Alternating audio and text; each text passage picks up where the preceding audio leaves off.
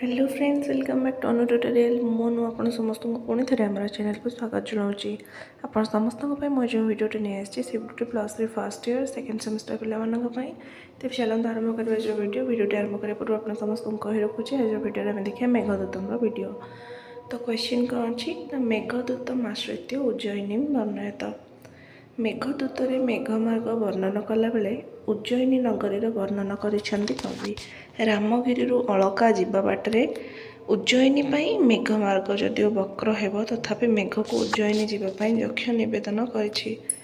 तेणु एथिरु कालिदासंकर उज्जयिनी प्रति गभीर आकर्षण थिबा अनुमेय।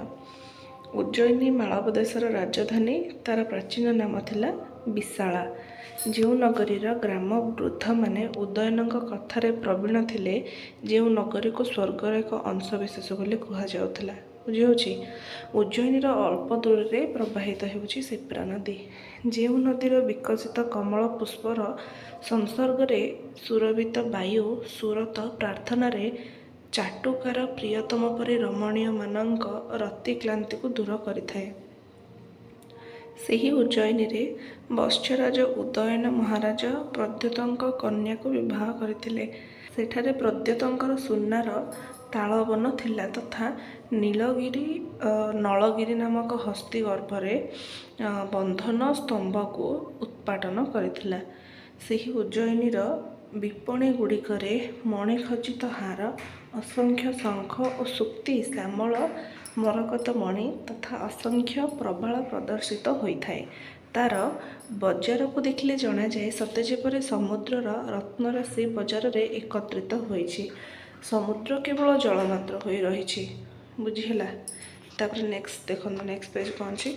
उज्जयिनीर नगरवासी अत्यंत विलासप्रिय थे। विशेषतः रमणी मानकर रत्नखचित अलंकार प्रति गभीर आसक्ति थिला। उज्जयिनी रे अवस्थित महादेव महाकालଙ୍କ मंदिर सेठाକୁ ଯିବା ପାଇଁ ଯକ୍ଷ मेघ को तार शिवଙ୍କ वर्ण सादृश्य को देखि अत्यंत आनंदित हेब। ସେହି पवित्र पीठ को सेठारे प्रवाहित गंधवती नदी विलास भूमि रे परिणत करिथाए।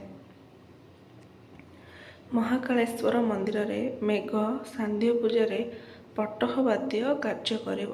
सेठारे गणिका माने सांध्य पूजा रे नृत्यरत रुहंती। नृत्य काल सेमानंक भूषण शब्दायित होता है। सेठारे मेघर वृष्टि द्वारा गणिका मानंक नखक्षत ज्वाला शांत होता है। मेघर उपकारर प्रत्युपकार पाई सेठारे गणिका माने कटाक्षपात करी मेघ को आमोदित करिथांती। उज्जयिनी रात्रि काल बेश्या माने काम विफलित हो प्रेमिक मानंक निकट को मिलन पाई जाइथांती।